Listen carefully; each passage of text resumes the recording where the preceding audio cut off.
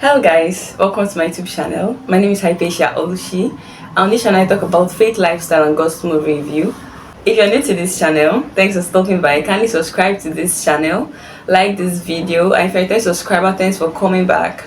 In today's video, I'll be reviewing a gospel movie titled Stranded. 6 months ago, Mount Zion Film Production, in conjunction with the King's Palace Drama Ministry, released the movie Stranded Part 1. So recently they released the second part of that movie. So Stranded tells the story of a married couple. The woman got to know that her husband was cheating on her with someone else, and then afterwards it was series upon series of back and forth trying to ask for forgiveness. The woman wanting to get back at him for the betrayal and all. The funny thing about that episode was that she had a friend who was encouraging her not to forgive her husband and encouraging her to just disrespect him in every regard because he came back begging her and wanting to even have access to the children just to say hello to them, but she withheld him from seeing the children. The friend embarrassed the man, did all sorts of things to the man, and she was just there, right?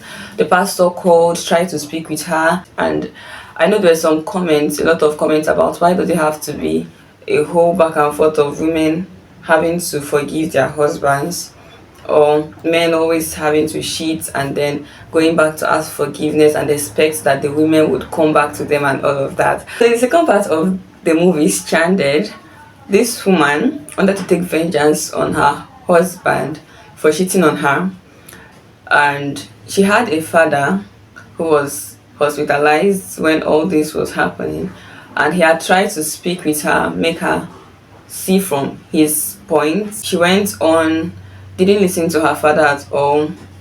The husband packed out of the house. So the name of the woman who caused her husband cheating is Jenny. So Jenny meets her friend who shares with her that she's also having marital issues, and then the friend asks to visit and see Jenny's father.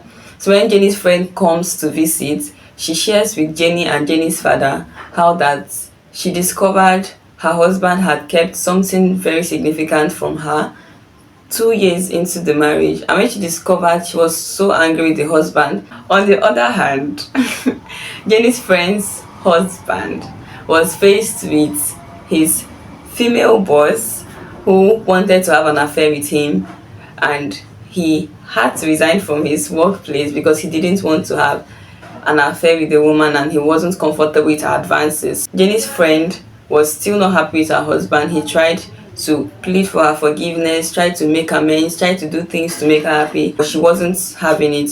So she said she was going for a conference. In the process of going for that conference, she got to meet her ex, and then they got talking, one thing led to the other thing, and then she cheated on her husband with her ex. She came back home, didn't open up to her husband, so she left her phone with her husband to go rest. And then her husband called and was like, you have a call, and she was like, oh, take it, tell them I'm sick. So the husband picks the call, and it happens to be the person she had an encounter with when she traveled, and the person was like, hey babe, check your inbox, I just sent a message. Just then the call ended, the husband didn't get the chance to say anything, and he read the message that was sent by her ex. So his payback was infecting her with HIV and AIDS. So the husband read the message, called her, asked if it was true, what happened, and she said yes. And then at that point now, she was asking for forgiveness. So I feel like that sort of answered the people who were asking the question, why is it always the men who are portrayed in quotes in movies who cheat, and then the women are now being begged to forgive them? Why not the women cheat and then the men have to forgive, right? And I don't know why that argument is there, because I feel like the message isn't even about the cheating, who is cheating and who is not cheating. And I also feel like it is not an attack to the female gender. Hello? Hey, hello. I just sent a text to your box. Cheers.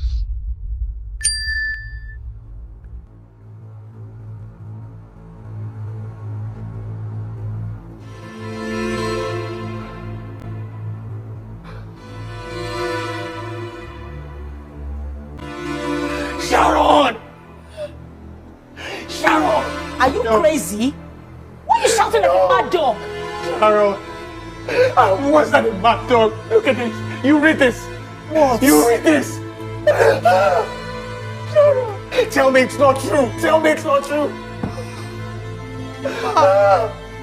Tim has finished me. No. Oh my God. How could you do this, Sharon? Tell me it's not true. Tim has finished me. How can you do this? I'm sorry. How can you do this? I'm sorry. After what we've been through, Sharon, how can you do this? The major lesson for me in Stranded is the consequence of unforgiveness, bitterness, and anger in a person's life when you allow yourself to be ruled by these forces, these things. Like what happens afterwards. I think twice in part 2 of Stranded, they quoted James chapter 1 verse 20. We get to see that the anger of man does not produce the righteousness of God. It's a painful thing for a wife to catch their spouse cheating, or a man to catch their wife cheating. But then while in the heat of that challenge, while in the heat of that experience, what's the motivation for your actions? Is it anger? Is it bitterness? Is it unforgiveness? Right? It's okay for you to get angry at such situations, and in situations that people may not even understand. It's okay for you to be offended when someone does something that upsets you, right? But then, can you just take a step back? Take a step back and think things through. Take a step back and get to know what God's word have to say concerning that situation. So instead of just going ahead to make decisions in the heat of the moment, going ahead to want to take revenge and pay back for what was done to you, how about taking a step back and just allowing God fight that battle for you? While watching that movie, I felt like every scene sort of was asking the question, will you let your actions be motivated by revenge, by bitterness, and by anger? Where does God come in that situation? What place have you placed him in that situation? Is he still the one you listen to? And I feel like that's the important thing. That's the important thing, right? When you have to go back to God and express how hurt you are by this person's action, and then just allow him refresh you and give you direction on what to do. Another thing that stood out for me is how important it is who we listen to. We saw how Jenny was listening to her friend who was a side chick to someone else, unknown to Jenny. So this other person she was listening to was helping to destroy someone else's home, and then she was now advising Jenny to leave her home sort of, and then in the end she had to send Jenny out of the house because she wanted to welcome a man to her house and all of that stuff. So who are you listening to? Who is that person that you give your ear to? Is that person godly? Is this someone that can give you godly counsel? Who have you committed yourself to obeying on earth? Is this someone that can advise you and tell you the truth in times when you need to just hear the truth? So if you haven't watched Stranded yet, what are you waiting for? You can find it on Damila Magbamile's YouTube channel. And if you haven't subscribed to my channel, please subscribe to this channel, like this video, and share it with your friends. Thanks for watching. See you in my next video.